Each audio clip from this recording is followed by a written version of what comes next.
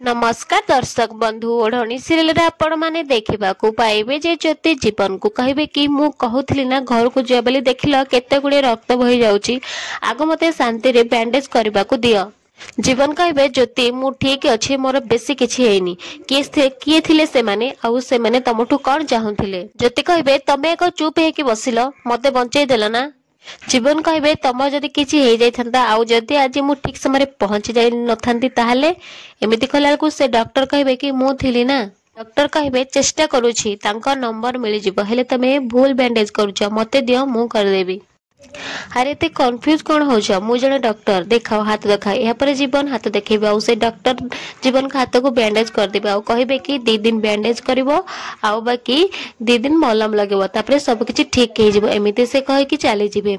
या पर जीवन ज्योति को पचार जिवे से किए ज्योति कहबे कि से जे भी होंतु तांको महादेव पठेतिले प्रथमे मो इज्जत बंचले आ तापर तम हाथ रे बैंडेज कर देले।